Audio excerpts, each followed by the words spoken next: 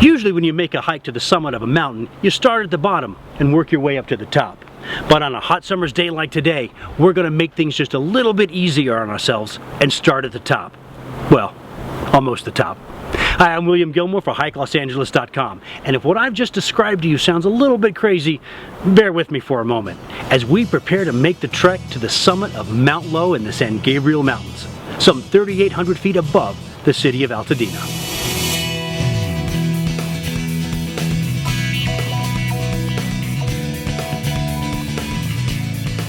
Now, to be fair, we're not starting at the exact top, but rather here at Eaton Saddle. With an elevation of about 5,120 feet, the climb up to Mount Lowe is relatively easy with only about a 400-foot change in elevation. And that is a lot easier than the 4,000-foot change that is required if you were to climb up the San Gabriel Trail from Altadena. Now, the trail itself extends about 1.5 miles to the summit from Eaton Saddle, and it's a combination of fire road and single-track trail, both of which are fairly level and easily graded. So not only is this an easy hike to the summit, but we are rewarded with some pretty spectacular views right from the get-go. In fact, the very first vista can be seen from the parking area before you even exit your car, with this wide panoramic view of the San Gabriel Mountains stretching east all the way to Mount Baldy. Our next view comes at the Trailhead, with this southerly facing view of the San Gabriel Valley.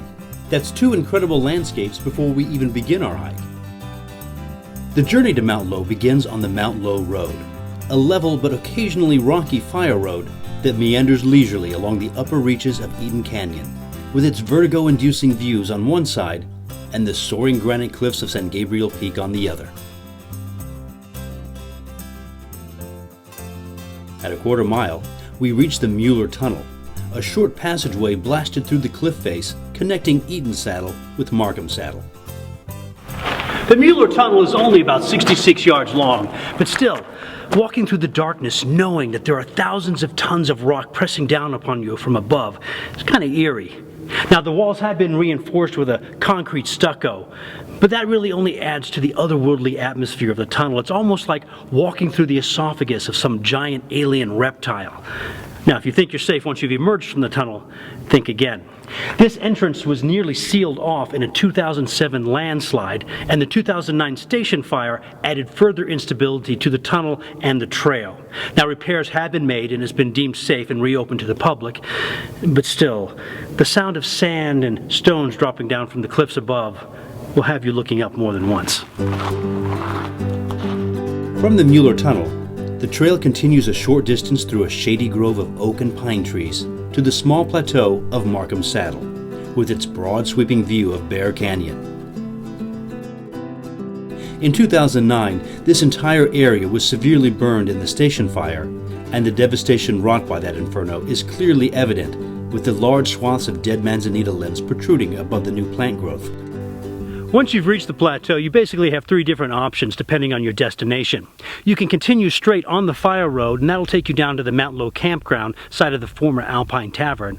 Or you can hook a right at the water tank that you see on the hill behind me, and that'll take you up a single-track trail to Mount Disappointment and San Gabriel Peak. But for the purposes of our hike, we're going to veer slightly to the left onto another single-track trail and continue uphill to Mount Lowe. The Mount Lowe Trail East rises gently above the Mount Lowe Fire Road through a tangled mat of new growth before reaching a rocky ridge that brings you back to the valley side of the San Gabriel Mountains Front Range, with some hint of the dramatic views to come on the summit. Continuing a short distance past the ridge, the trail makes a hard hairpin turn to the right and begins to climb the eastern face of Mount Lowe toward the north, with its changing perspective of Bear Canyon. As you near the summit, Mount Lowe Trail West will rise up on your right to connect with the trail at Trail Junction 3, where you may turn left for a short but steeper ascent directly to the summit, or continue through the junction on a slightly longer but much easier and more level ascent. So hiking just a couple hundred feet past the third trail junction brings you here to the summit of Mount Lowe at 5,603 feet. Now that's just shy of the 400 feet in elevation change that I told you about from Eaton Saddle. Now from here, you've got 360-degree panoramic views in all directions. Now to our north and northeast, there's Mount Disappointment and San Gabriel Peak. While to our east is Mount Wilson, and in the distance is Mount Baldy. Now to our south is the San Gabriel Valley and East Pasadena, Altadena, and various other cities. To our southeast is the Los Angeles Basin with views of downtown Los Angeles and the Pacific Ocean in the background. On clear days, the views from up here are truly spectacular, and the best times to hike are early in the morning as the sun is just coming up over the eastern ridge, or in the late afternoon as it's preparing to set over the Santa Monica Mountains. Another point of interest on the summit are the relics scattered about from the turn of the 20th century. Mount Lowe was named for Professor Thaddeus Lowe, a Civil War balloonist for the Union. In his latter years, Lowe became something of a land baron and entrepreneur in Southern California. He built a grand resort called the Echo Mountain Hotel with a special funicular incline railway to bring guests up from Altadena.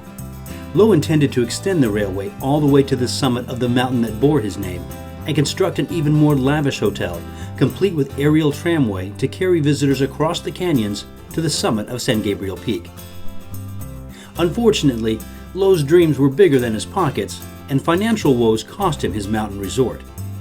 Today, all that remains on the summit of Mount Lowe are some viewing tubes that help guests identify various peaks and landmarks in the area, and some hitching posts where guests once tethered their horses. An historical placard is attached to the hitching post on the upper summit and details some of the history of Lowe's exquisite mountain resort. To learn more about Professor Thaddeus Lowe and the Echo Mountain Resort, be sure to check out the blog on our website. And then take a trek through history to the summit of Mount Lowe. Until next time, I'm William Gilmore asking you to take a hike, Los Angeles, right here on Hike-LosAngeles.com.